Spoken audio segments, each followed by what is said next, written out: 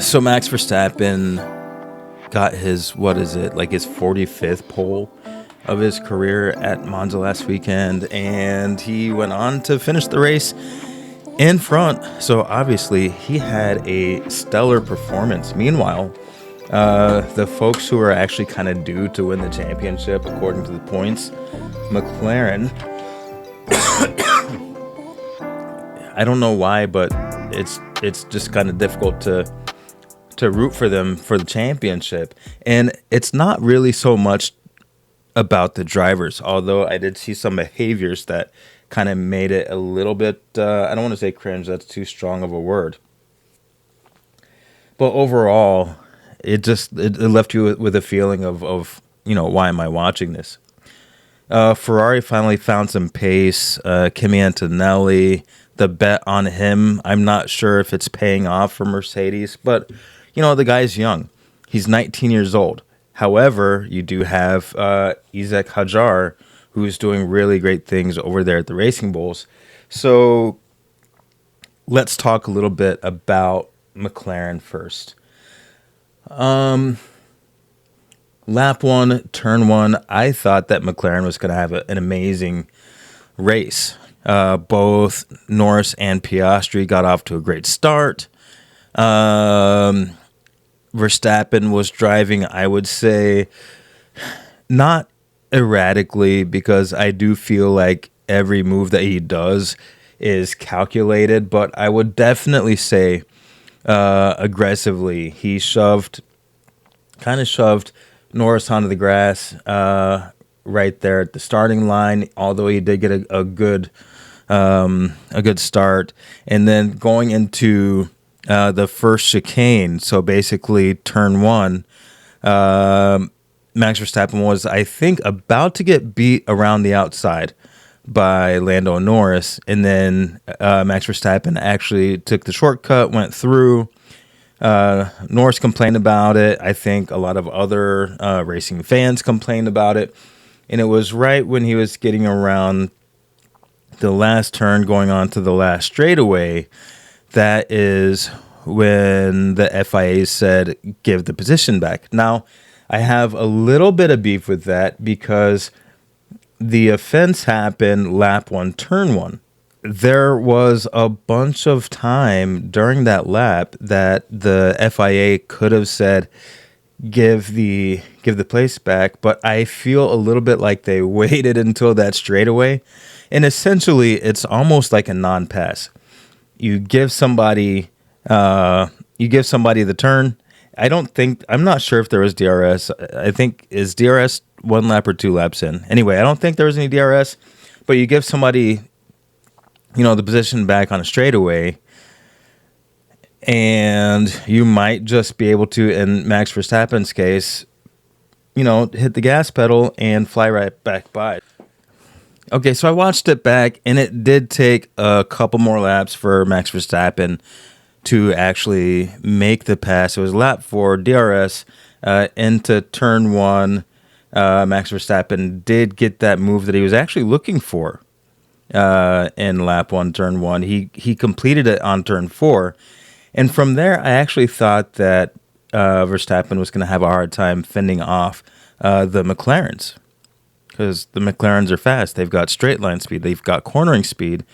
But Max Verstappen just kept pulling away from the McLaren's, to the point where it was Lando Norris versus Charles Leclerc versus Piastri. So then something interesting happens with McLaren. Oscar Piastri ended up fighting against Charles Leclerc for several laps in front. And then gaining on him was, I almost said Russell Crowe, George Russell. That would be amazing, though. The McLarens just weren't up to snuff, because at this point, Max Verstappen is pulling away from the McLarens. There's a Mercedes and a Ferrari that's keeping up with the McLarens. And so it's like, what happened to that dominance that we saw from the McLarens in so many different races? And then add on top of that, Lando Norris's DNF from the previous race, and you're starting to see some, I don't want to say chinks in the armor because there's still obviously a very strong team, but it wasn't quite the race result that I was expecting. Not that I'm unhappy that Max Verstappen won. It just isn't necessarily what I thought was going to happen, especially not the huge gap that Max Verstappen created between his Red Bull and the McLaren cars. So this is where things start to get interesting, or should I say uninteresting. So it's lap 44, and both McLaren drivers have 44 lap old medium Pirellis on, and they're just waiting to figure out when they're going to pit. Norris has got a gap to Piastri of like 3.7 seconds, and a conversation starts about, do we want to pit Norris first or do we want to pit Piastri first? The clear answer to me is Norris is in the lead, so you pit him first because this is motorsports. Instead, they pit Piastri first, and Piastri has a lightning fast pit stop. I think it was like 1.9 seconds. And then Norris has a pit stop that took like 3 weeks. I don't know what is going on with that. Anyway, it took like, I want to say 4.69 seconds, but it completely killed the gap that Norris had to Piastri. Now, Piastri said, slow pit stops happen, and yeah, they do. And I think when it comes to that, you just have to eat the mistake if you're a McLaren, and then you just piss off Norris, and that's just the end of the story, because you have to get back to normal. You can't be doing the Hungary games that they did to Lando Norris last year, where they asked Lando Norris to give up a 6-second gap in order to have Piastri pass and win. So then I feel like they were doing the reverse, in that Piastri's now in the lead after the slow pit stop, which is the McLaren team's fault, and Piastri had to give up his place. So let's talk about roles and responsibilities here.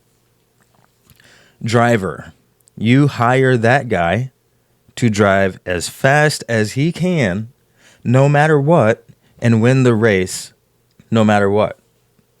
Mechanics and engineers, you pay them to make a car that's as fast as possible and to do the pit stops as fast as possible. And then the management team, you hire them to keep the sponsorships coming and to recruit new drivers and all that other stuff. The McLaren thing, this Papaya Rules, whatever it is, it's so nebulous and moist and weak that you just end up with this blob where you have, hey, do you want this person to pass? Sure, yeah, maybe. Let's do the right thing. And then, oh, oops, 4.6 second pit stop. And then the last race, oops, DNF. And everybody's trying to make everything, equal and warm and fuzzy. When I think that Zach Brown should have done what Toto Wolff did back in the day during the Battle of the Silver Arrows. Let your drivers race. And if they crash too much, just say, hey, guess what? You're paying for the damages. And see how they react. See if they start to drive a little cleaner. But you got to separate the duties. Let the drivers drive. Let the mechanics mechanic. And management, you just make sure that the whole building has the lights on. Because we've got Lando Norris pulling over in Hungary last year. We've got Piastri pulling over in Monza.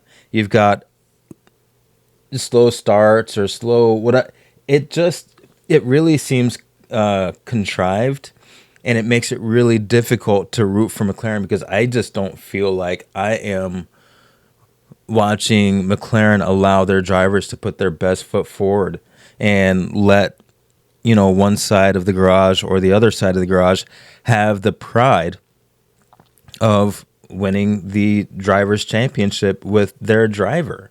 It is just weird. And there is a bit of a trend. There's a bit of a trend in Formula One where some of the cooler personalities, like Christian Horner back in the day, it feels like he let the team manipulate the second car. And now we don't know if Yuki Tsunoda is just a crappy driver or if he's driving a crappy car because while Verstappen was going for his 44th pole and having a 19-second lead at the end, Tsunoda, I don't even think he finished in the points. But we know that the second car has been crap. With Mercedes, it seemed like they were kind of messing with Lewis Hamilton's car. Yeah, I think that we need to go back to the days of old, Sebastian Vettel and Mark Webber, multi 21 Seb, multi 21 Slam. Just let them out, let them race, and sort it out in the end. Let the personalities come out. Because right now I feel like everything is kind of orchestrated by the pit wall, and they're not doing a good job. After they did the slow pit stop for Norris, my first thought was, is this on purpose? Are they trying to make Piastri win the race? Yeah, I know that teams favor one driver or the other, but it just seemed like a slow pit stop. Matter of fact, when I watched the pit stop again, it was the front, I want to say it was the front right tire. So the tire gunner, I don't know what they're called. The tire gunner puts the tire on, and then he waits 2 seconds, and then the spotter or whoever it is taps him on the shoulder, and he does one more. I watched it over and over again. That tire did not move after the second impact. So what was the wait for? What was the wait for? And I feel like it was such a bad visual that later on they made the decision that, hey guys, you know what? We got to give Norris this place back. Oscar Piastri is leading in the championship, 324 points to Lando Norris's 293 points. Now, let's not forget that Lando just had a DNF. That is a massive amount of points and increased the point spread significantly for Oscar Piastri. So strangely, McLaren had their world championship driver points leader slowed down to have the guy in second place pass, which lessens the gap that Oscar Piastri has for winning the championship. I mean, what team in history purposefully shorts their driver of points when the world championship is literally on the line here? It's just it just came off as weird.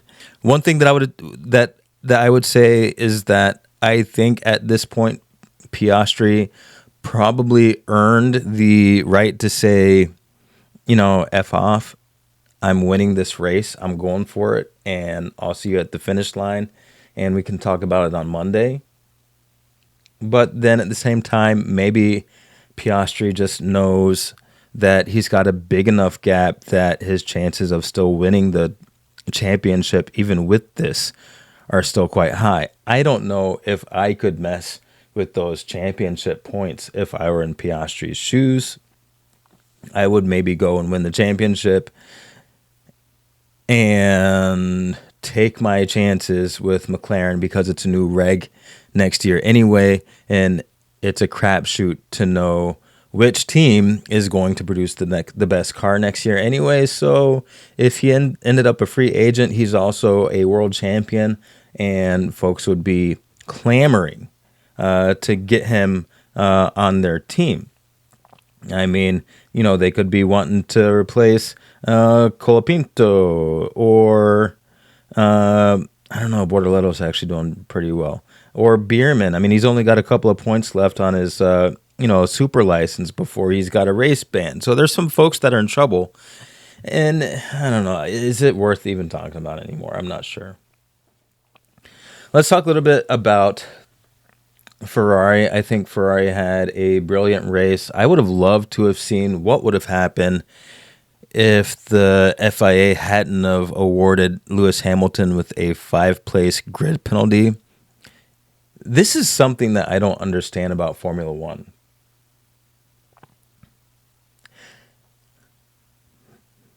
Say you're in a playoff game and somebody has a foul, a basketball to be specific, playoff game.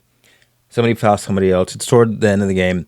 They don't say, well, next game, Team A is going to start with a 10-point lead, and Team B is going to start with with nothing. It's going to be a 10-point lead because of what you did a week ago.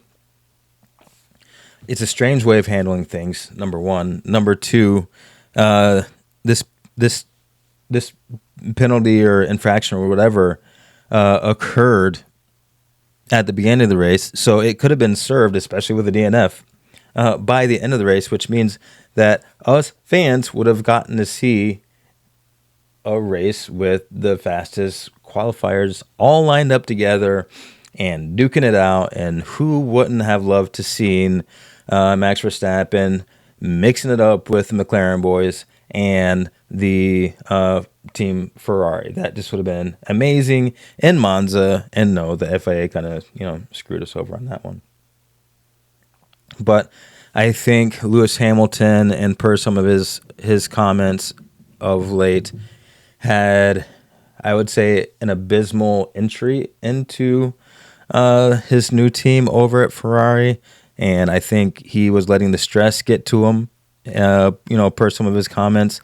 And he came back after the summer, and from what I understand, was like, "Hey, I'm driving a Ferrari. What am I worried about here? I'm in Maranello. I've won 7.5 world champions. I'm as rich as they come, and all I got to do is drive this car." And I think it showed in this race. I wish that he didn't have that grid penalty, because it would have been a banger to see everyone, battling it out. George Russell, God bless him, man. I kind of feel like he needs a little bit more respect from Mercedes. That lag with his contract, he's holding Mercedes up right now. Not holding them up, like slowing them down. He's upholding Mercedes. He's finishing in 5th with some strong competition. Meanwhile, Kimi Antonelli, who I think is, maybe just not quite ready for Formula One, finished in 8th, and then had a penalty as well. So then I think he actually finished outside of the points. So Mercedes and their power unit, maybe it's going to be better next year. But guess what? Total Wolf is still talking about, if I had Max Verstappen, things would be better. Well, it's going to be Max Verstappen in a new car. Look what happened to Sainz. Look what happened to Hamilton. Max Verstappen is great, but it's new car. And then also Red Bull just pulled out another victory again. Hulkenberg, he had not a DNF, a DNS. I think that's worse. A did not start. I've been there, done that. Get all the way to the racetrack, did a little test and tune, and then on race day, the car doesn't work. There's nothing worse. There's nothing worse for a racing driver than to get to the race day and not be able to race. Alonso, his car died. The front suspension, I guess, hit a certain frequency on the rumble strip over there on one of the sides, and then just snapped. What? We need these new regulations to come, make these cars, smaller, lighter, and by the way, in 2028 maybe they're going to do some naturally aspirated 2.2 or 2.4 liter V8 with a much more mild hybrid, but they're going to use synthetic fuels. Ooh, great. Because I'm really thinking about the environment when I'm watching racing driving. There are other ways, guys. There are other ways to make sure that the earth is cleaner or something. Anyway, that just took a strange turn. I'm rambling now, so I'm out. I'll see you next week, unless I make a short, and I'll see you then. I've been Dalton. This has been The Petrolist, and you have been great.